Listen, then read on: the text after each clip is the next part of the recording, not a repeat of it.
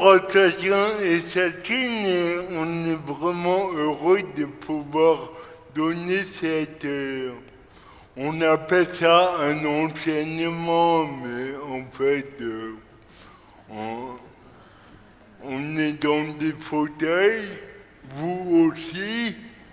Voilà, c'est plutôt une petite causerie et entre nous à 2000, c'est sympa, non? C'est intime. Non, non mais anciennement, ça fait la personne qui dispense un savoir et c'est important, mais je trouve que le temps actuel dans lequel nous rentrons, à la fois dans la vie sociale et économique et spirituelle, est beaucoup plus collaboratif.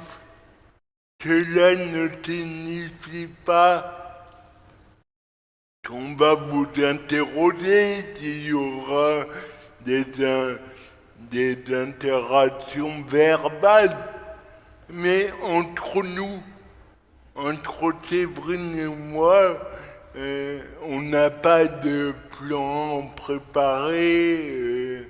Vous inquiétez pas, on l'a préparé quand même.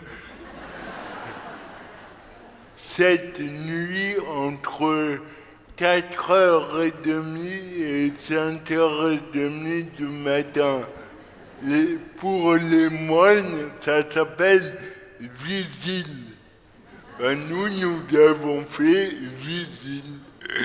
Voilà. Et je suis vraiment heureux de pouvoir introduire la session où nous allons accueillir nos frères et sœurs handicapés. Mais en fait, on ne s'est pas présenté, c'était répondant à des questions. Mais pour ceux qui ne me connaissaient pas, je suis psychosociologue, conférencier professionnel et entrepreneur dans l'industrie numérique en créant des congrès nouvelle ère sur l'inclusion et évidemment dernièrement j'ai eu la joie d'être ordonné diacre permanent.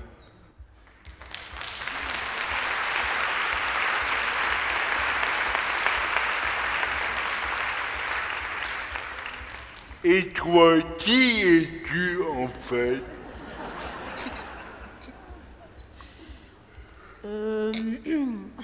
T'as une autre question? Non, je m'occupe principalement de la famille, et puis je suis écrivain, scénariste, auteur de fiction. Voilà, parfois un peu coach en écriture, un peu.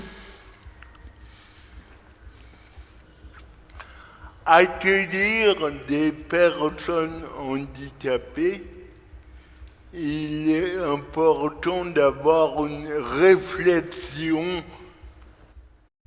sur le handicap. Qu'est-ce que cela signifie pour rentrer dans l'accueil de la personne qui porte un handicap? Et nous avons envie de centrer notre propos sur handicap, synonyme de contrainte. C'est très intéressant, surtout dans une société où nous voulons bannir toutes les contraintes. l'homme contemporain fait tout pour ne plus avoir de contraintes jusqu'à s'affranchir de la mort avec toutes les thèses possibles et inimaginables sur le transhumanisme. Et là, devant nous, au premier rang, même celui qui vous parle actuellement a des contraintes visibles, des contraintes humaines, motrices, qui balayent d'emblée d'un revers de la main toutes les thèses transhumanistes, car je me demande bien ce qu'on va pouvoir me greffer pour apparaître soi-disant normal ou un super-héros. D'ailleurs, tu aurais pu dire, bon,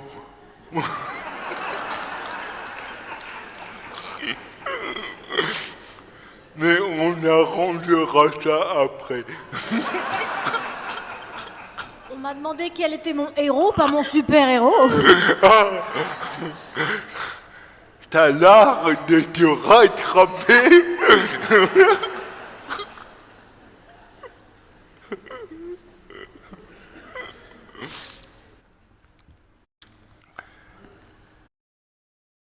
Le handicap est vraiment l'emblème de la contrainte. Et j'ai été émerveillé il y a déjà 28 ans, 28 ans, la première fois que je venais à Paris. Au milieu de l'adolescence,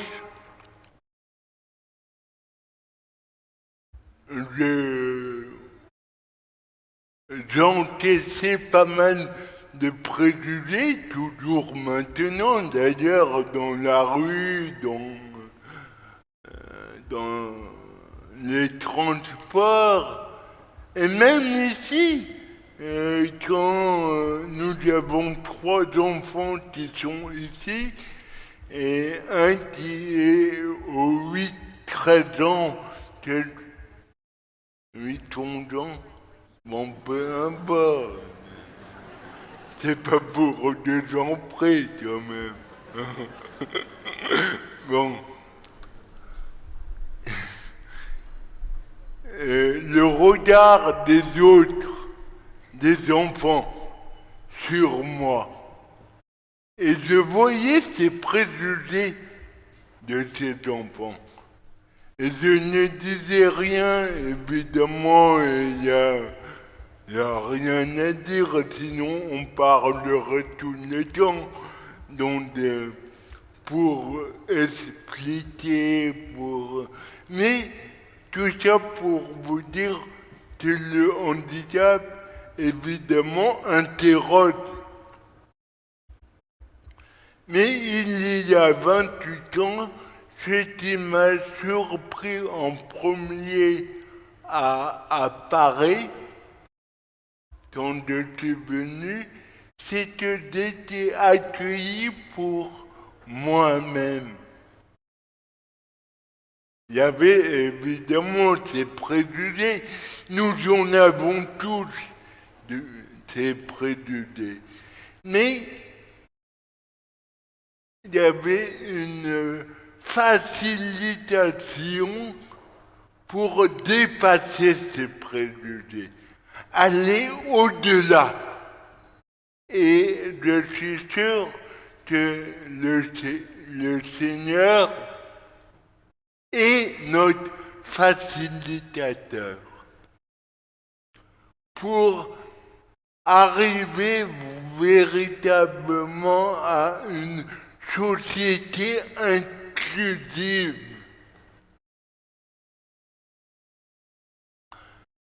L'inclusion, qui est mon thème de travail favori pour trouver des solutions permettant de favoriser l'inclusion, pas uniquement des personnes handicapées, mais de chacun. Mais il est nécessaire de commencer par le handicap. Je vous expliquerai la raison après.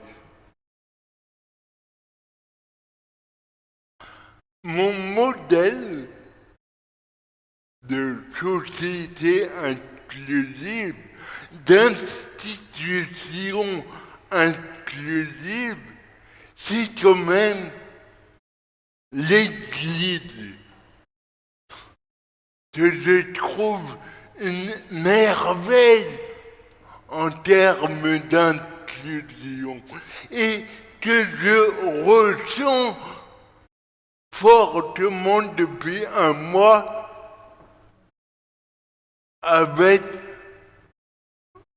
en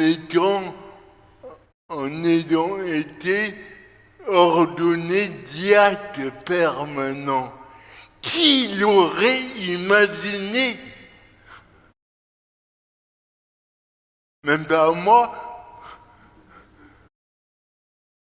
Même si j'en étais appelé depuis une vingtaine d'années. Et quand le Seigneur appelle, il trouve les moyens. Je ne dis pas que ça a été facile, qu'il n'y a pas eu des hésitations, des doutes de la part des uns, des autres, trouver des solutions, mais on les trouve, on s'adapte.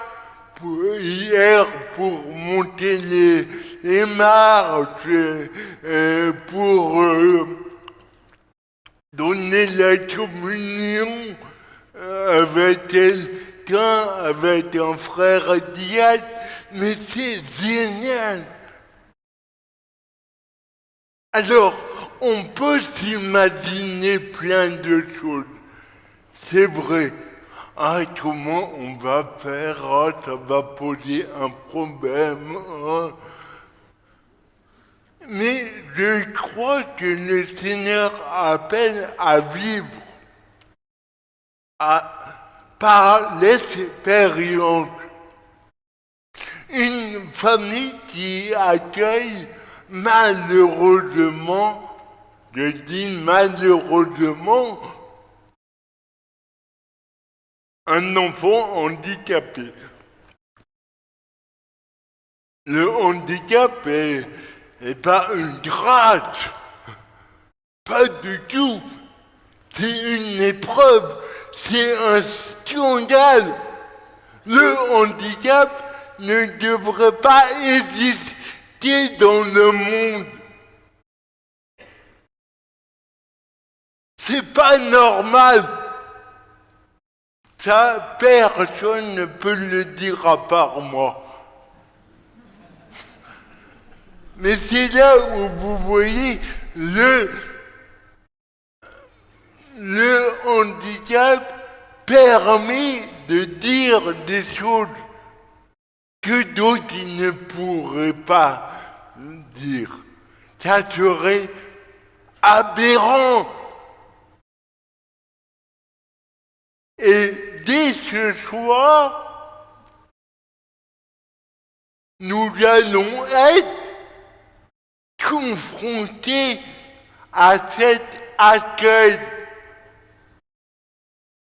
de l'aberrant, du scandaleux, de l'anormal.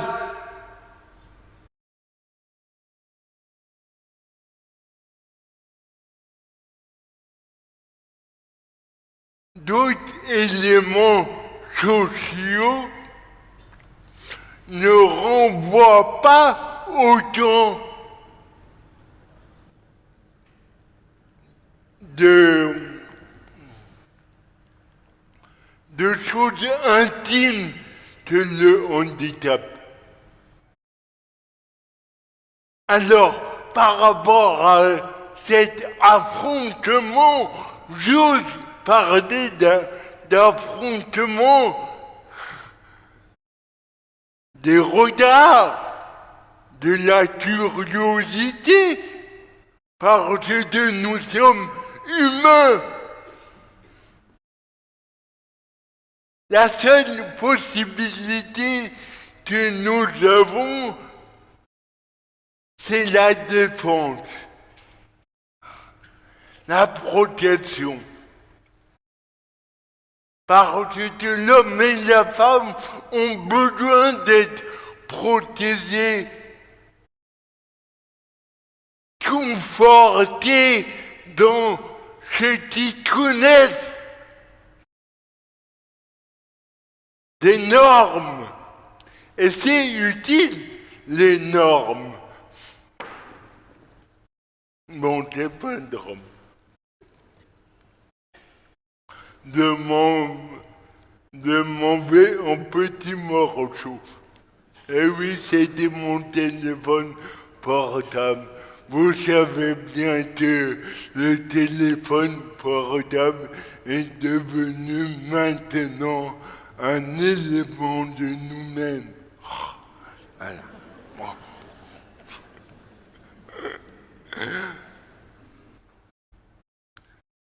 Donc, par rapport à cette absurdité du handicap, pourquoi en est-elle ainsi? Pour une bonne raison.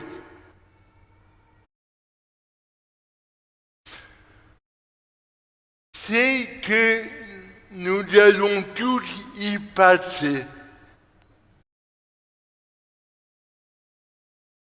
Et vu la tête de certains d'entre vous ici, ça ira de plus en plus rapidement.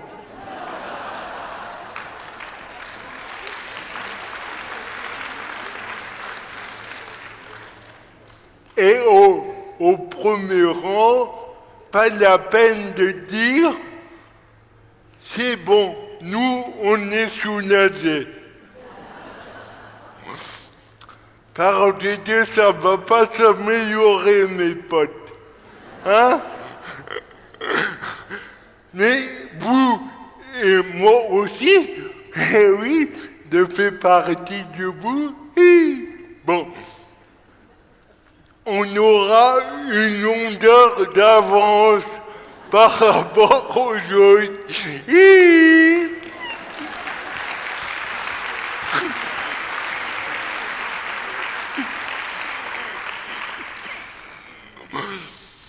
Donc, vous voyez, le handicap nous renvoie à nous-mêmes, nous renvoie à ce qu'on va devenir ou à ce qu'on a été. Parce que les deux extrémités les plus fragiles de la vie sont des lieux de handicap, de fragilité. Nous ne les appelons pas ainsi.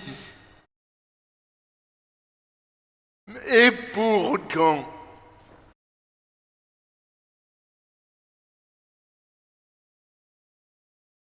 alors, face à ce constat, que pouvons-nous faire? Ou plutôt, que pouvons-nous être? Nous allons vivre un moment formidable.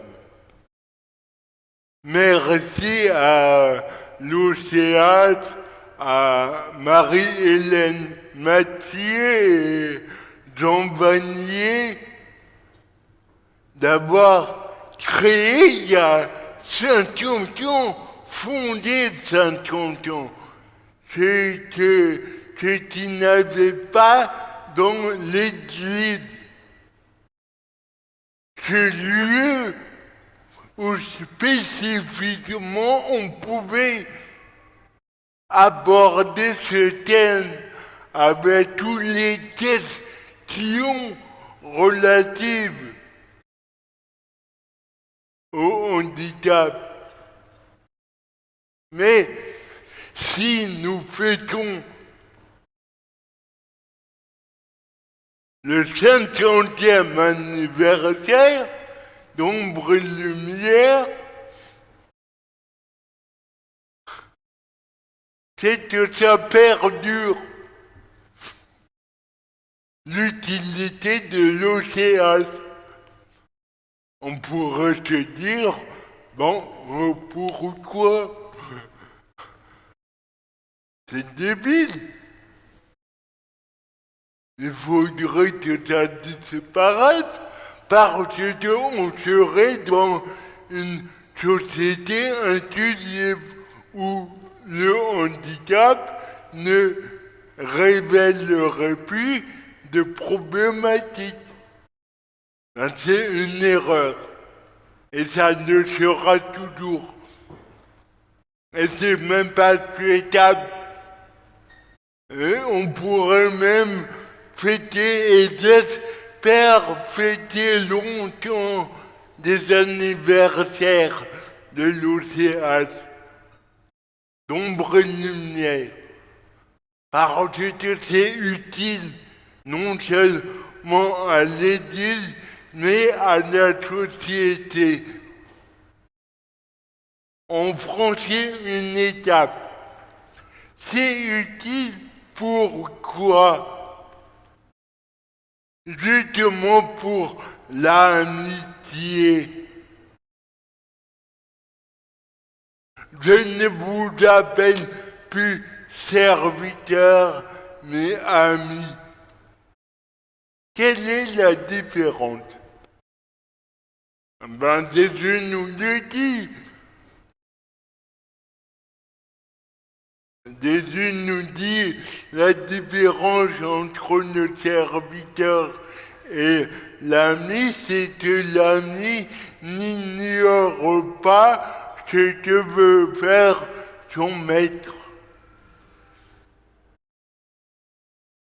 Mais il ne dit pas que dans l'amitié, il n'y a pas de service. L'amitié, c'est un service en connaissance de cause. On sait la raison du service. Mais en plus, et j'ai pas oublié ce que je veux vous, ce que nous voulons vous montrer, c'est que dans l'amitié, il y a une contrainte. L'amitié est contraignante.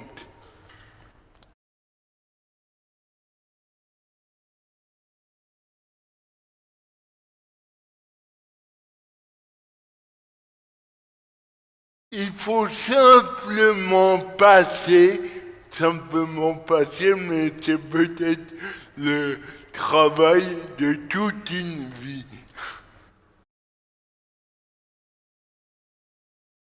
D'une contrainte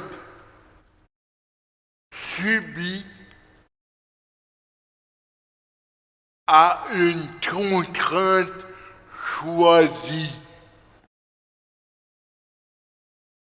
à une contrainte incluse à notre vie.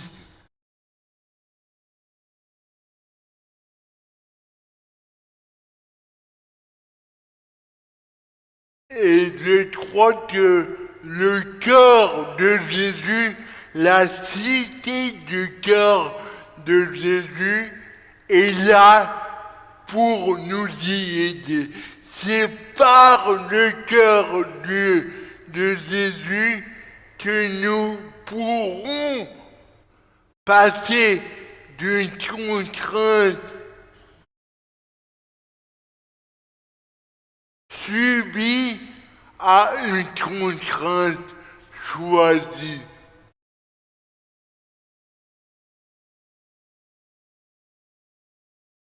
Je vais dire pas pour le moment.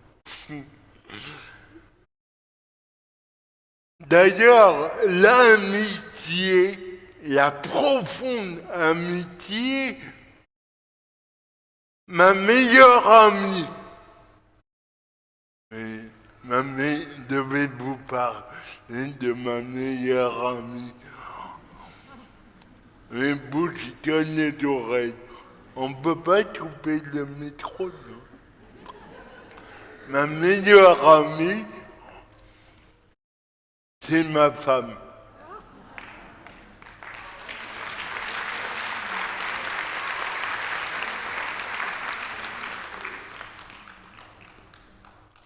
L'amour, un amour particulier, vient se greffer sur une amitié profonde. Parce que l'amitié, c'est justement le service de l'autre en connaissance de cause. Il ne peut pas y avoir d'amitié si dans l'interdépendance avec l'autre personne, les autres personnes, il y a un lien, une jalousie, un orgueil. On fait ça pour ça. Il y a une dépendance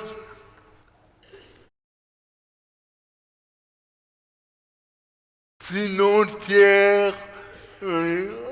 L'amitié est très difficile. Elle est possible, hein, et c'est génial de pouvoir réussir à d'autres amitiés dans des contextes économiques, financiers. C'est formidable, mais c'est pas facile. Parce que justement, dans la profonde amitié, il y a l'acceptation des contraintes de l'autre. Déjà, on a du mal à accepter nos contraintes, mais quand l'autre nous les renvoie dans la figure, ah non, c'est odieux. Et vous allez vivre ça, et nous allons vivre ça. Des handicaps lourds vont nous renvoyer à nous-mêmes avec des peurs.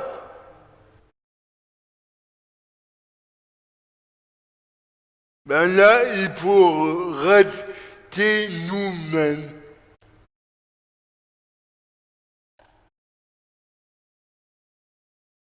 Oui, mais rester nous-mêmes, on va faire des erreurs. Il ne faut pas dire ci, il ne faut pas dire ça. Donc, avec le sacro-saint principe de précaution, on ne fait rien.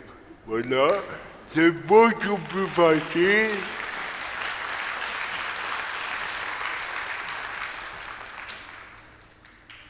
ben c'est un peu gonflé de la part de l'OCH et de la communauté de l'Emmanuel d'avoir osé provoquer cette rencontre. Avant, vous savez, on avait l'habitude d'aller à Lourdes. Ah, Lourdes, c'est génial.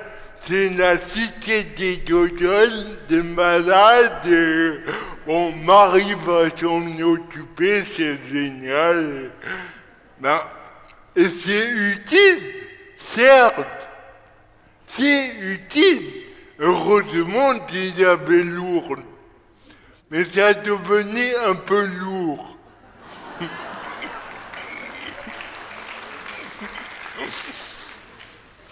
Maintenant, c'est génial parce qu'il y a une initiative formidable, un peu plus légère, où on parle du cœur.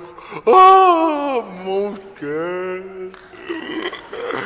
Parrain c'est génial quand même. Et puis on va voir des cas de gueule dans Paris. Alors les bars, c'est quoi?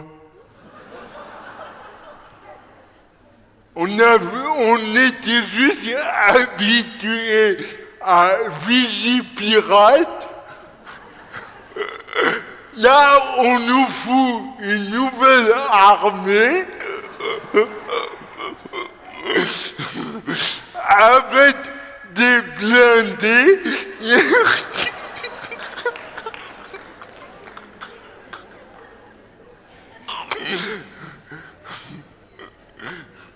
C'est le corps d'élite. Et oui, le corps d'élite.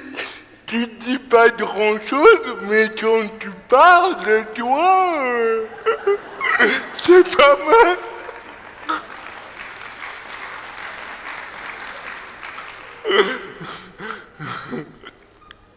Oh, mais c'est super. À part un bar qui n'est pas accessible. Donc de là, on va bien se marrer. C'est un bar qui fait notoriété dans Paris. C'est super. C'est là où je vais toujours. Il y en a qui doivent le savoir. Je ne dirai pas le nom. Vous me suivrez ce soir.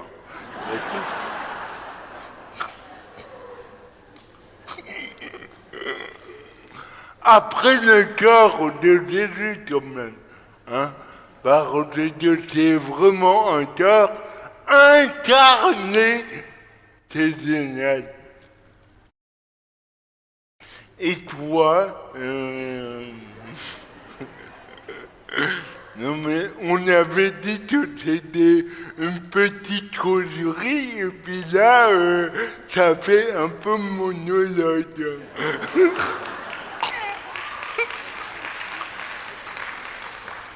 J'ai décidé de faire potiche aujourd'hui. C'est vrai, tu étais pas mal.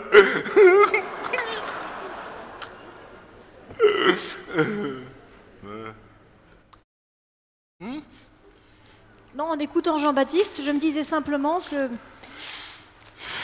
où peut-on être mieux quand on est handicapé ou quand on a peur du handicap que tout près du cœur de Jésus? Parce que c'est là qu'on apprend à se rencontrer. Ça n'est pas mon pauvre cœur qui va réussir à aller vers quelqu'un. Et ça n'est pas mon pauvre corps qui va aller réussir à transpercer le cœur de quelqu'un d'autre. C'est le cœur de Jésus.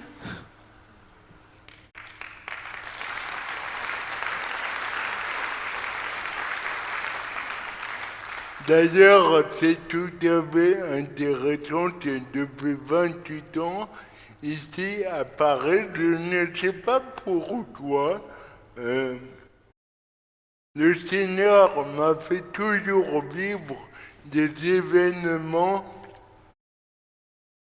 essentielles de ma vie. La première ou deuxième fois que je suis venu, c'est vraiment là, dans le sacrement de réconciliation, que j'ai appris à accepter mon handicap et à m'ouvrir aux possibilités que le Seigneur me présentait. C'est là où je suis tombé amoureux, je ne sais plus combien de fois. C'est là où je me suis pris autant de fois que vous tombez amoureux, autant de fois vous prenez des râteaux. Voilà. Et c'est là où nous nous sommes mariés, il y a 17 ans. Donc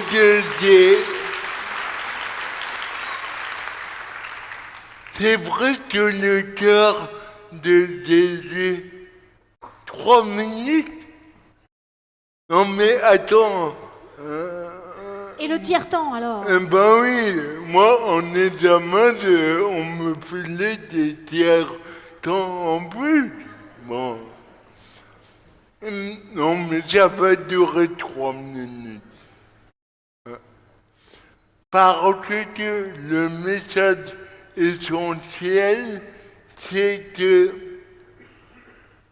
nous sommes là, chacun et chacune, pour faire la volonté de Dieu.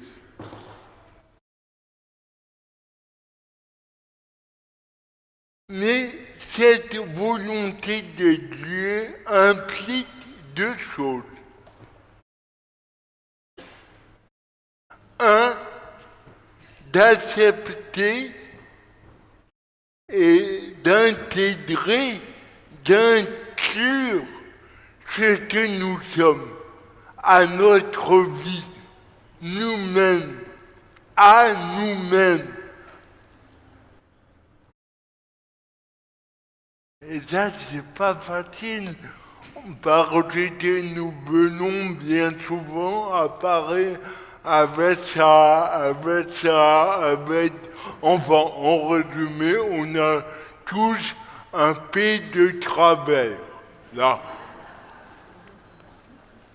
Et on a envie que le Seigneur, évidemment, se centre sur ce pied de travers.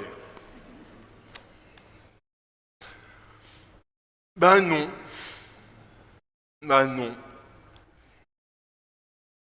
Nous sommes invités à l'intégrer, à l'inclure et à vivre avec.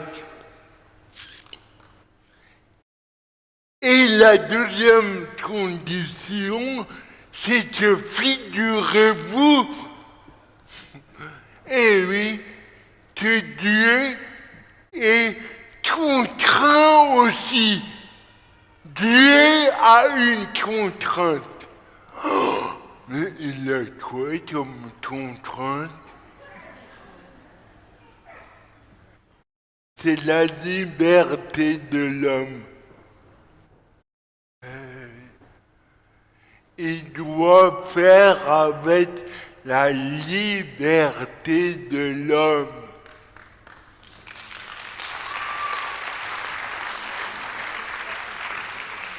Donc, vous voyez, rentrer en amitié et approfondir cette amitié de Dieu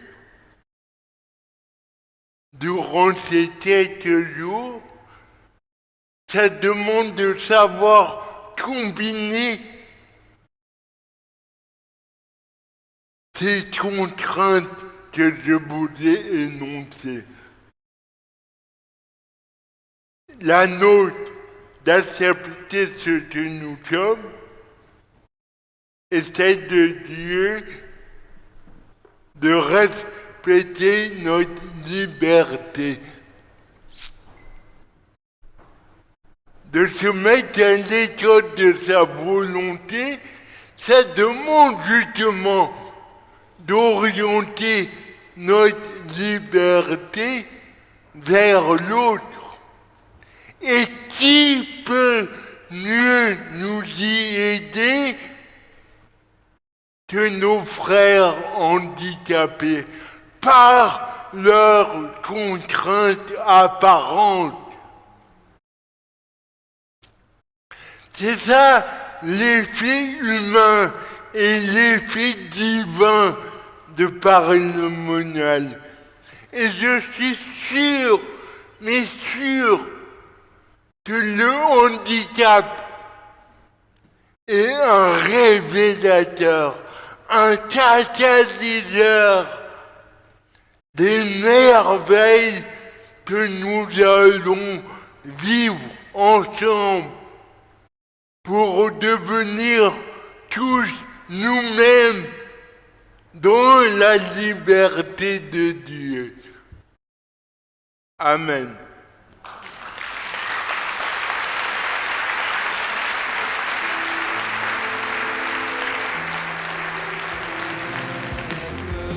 À toi Jésus-Christ, gloire